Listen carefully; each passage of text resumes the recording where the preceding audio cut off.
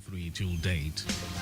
Sokoto State Government inaugurates medical screening ahead of 2025 Hajj exercise.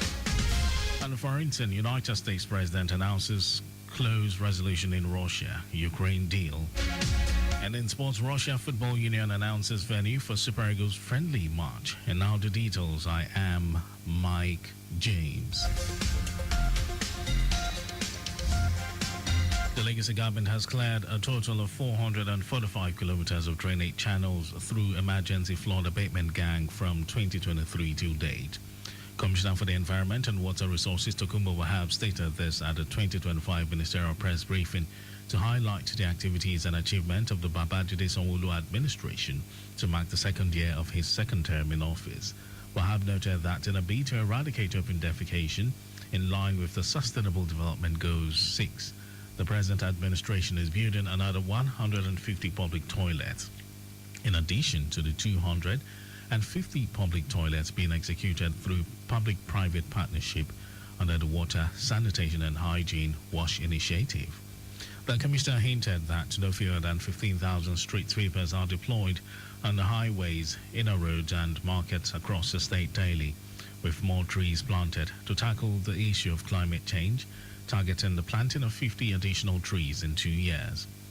In the year under review, Wahab said 3,786 street traders were arrested, while 700 people were also arrested for crossing highways in Lagos to prevent loss of innocent lives. He had this to say. During the year 2023 to 2024, a total of 22.9 kilometers of collector drains and 12.43 kilometers of primary channels areas are in various levels of completion within the state, while an additional 36.44 kilometers of collector drains are going through procurement processes for the year 2025. A total number of 666,740.50 kilometers of 397 secondary collectors was maintained, cleaned up between the year 2023 till date. The commissioner assured that the Olusosun dump site will be fully decommissioned before the next 18 months, as action plan is already in place, with emphasis that sales of nylon at supermarkets will discourage the use of single-use plastic materials, which are the major reasons for flooding in Lagos.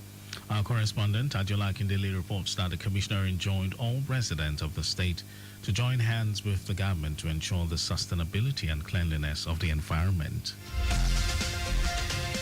As the world marks World Malaria Day 2025, the Lagos State government has announced that malaria prevalence in the state has dropped to an encouraging 1.3%, putting Lagos on a path towards malaria pre-elimination and eradication.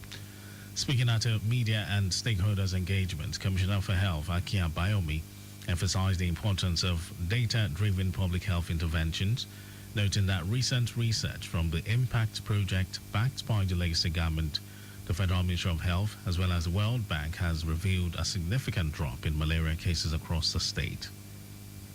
Abayomi raised concerns over continued misuse of anti-malaria treatment and called on health providers, pharmacies, patent medicine vendors, and the general public to embrace evidence-based treatment practices and support the state's drive to eliminate malaria.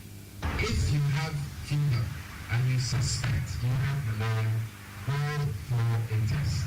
The test is available in all our primary healthcare facilities and all accredited private hospitals and clinics. Please do not ask for anti-malaria without undergoing a blood test, a rapid diagnostic test. Under this program, this testing in our primary healthcare facilities is absolutely free of charge. The commissioner also acknowledged the efforts of his predecessors, Dr. Leke Piton and Dr. Jide Idris, who laid the foundation for Lagos' current malaria control successes.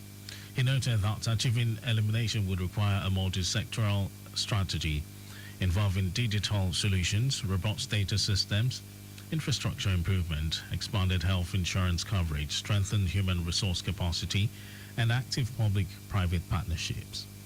The special advisor to the Governor on Health, Oluwakemi Ogunyemi, and the Permanent Secretary of the Ministry, Olusegun Ogboyi, on their parts restated the government's commitment to strengthening the healthcare system and called on residents to take preventive measures seriously. The Lagos State Ministry of Health, together with some development partners, hosted a symbolic awareness walk around Alausa area as part of the World Malaria Day commemorative activities. The Lagos State Teaching Service Commission TESCOM is set to launch a comprehensive program of initiatives aimed at empowering its teaching workforce and fostering a dynamic educational environment. As a follow-up to the ministry's press briefing, the Permanent Secretary, Lagos State Teaching Service Commission, Bokmo Oyekon Ismaila, explained that TESCOM will train a first batch of 5,000 teachers out of 18,438 educators in the state. The Permanent Secretary said the ambitious capacity building program will equip teachers with the latest approaches and subject matter expertise to enhance the quality of teaching in Lagos State's post-primary schools. And now to the rest of the stories. The Sokoto State Pilgrims Welfare Agency has inaugurated a dedicated medical screening team to ensure the health and well-being of intending pilgrims ahead of the 2025 Hajj exercise. The ceremony held at the agency's headquarters in Sokoto marked a significant step in the state's preparations for a successful Hajj operation. According to a statement made available by the Head of Information and Communication and Strategy, Faruku Umar, the chairman of the agency, Aliu Musa, described the assignment as a sacred trust and urged members of the screening team to discharge their duties with sincerity, patience, and commitment.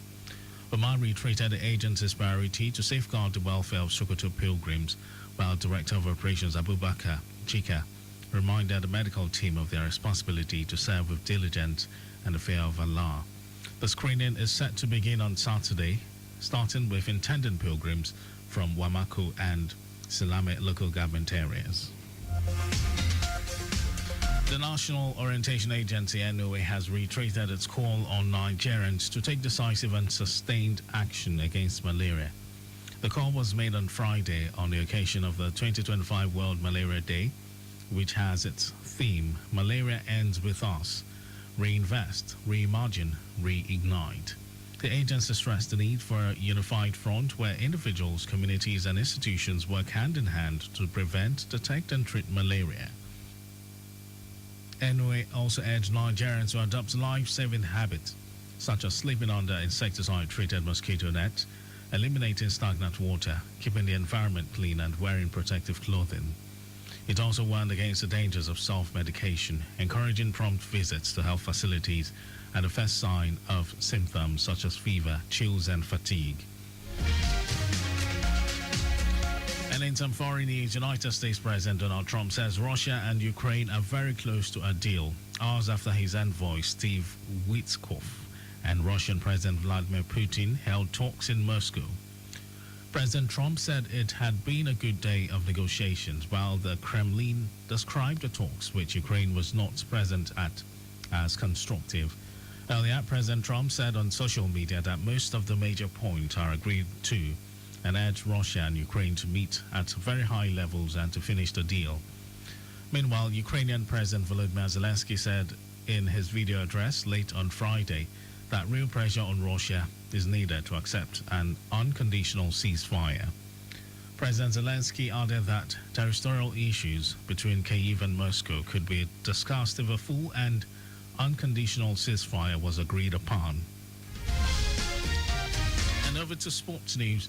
The Russia Football Union has announced venue for the highly anticipated friendly between the country's senior men's national team and Super Eagles of Nigeria. The friendly, which is slated for Friday, 6th of June, will hold at the Luzhniki Stadium, Moscow. It will be the first ever meeting between both countries at this level. The Super Eagles will take part in an invitational tournament tagged Unity Cup in May before the friendly with Russia. Nigeria's first game is against eternal rivals Ghana at the GTEC Community Stadium, London, on Wednesday, 28th of May. Russia last played at the ground on 1st of September 2021 to 2022, FIFA World Cup qualifying match against Croatia. And that was our news at 10. Just before we go, use the walkway where available to avoid accidents. You can follow us and like all our various social media platforms: X, Traffic Radio 961, Facebook, Lagos Traffic Radio 96.1 FM, Instagram, Lagos Traffic Radio 961. Subscribe and watch our news and programs. It's live on YouTube, Traffic Radio 961. You can also visit our website, www.trafficradio961.ng. Did you know that the Sanwo-Olu administration initiated 500 hectares rice farm technology intervention project? Well, you can get more details on the Legacy Government website. And to end the news, here are the highlights of the major stories. The Legacy Government has cleared a total of 445 kilometers of drainage channels through the Emergency Flood Abatement Gang from 2023 to date. The Sokoto State Pilgrims Welfare Agency has inaugurated a dedicated medical screening team to ensure the health and well-being of intending pilgrims ahead of the 2025 Hajj exercise. And we also told you that United States President Donald Trump has said Russia and Ukraine are very close to a deal, hours after his envoy, Steve Witkoff, and Russian President Vladimir Putin held talks in Moscow. And then in sports, the Russia Football Union has announced venue for the highly anticipated friendly between the country's senior men's national team and Super Eagles of Nigeria. And for contact with the newsroom, send a message to info@trafficradio961.ng. That ends the news broadcast, compiled by Mojido Lolade. Thank you for listening, Lagos. My name is Mike James. Good morning.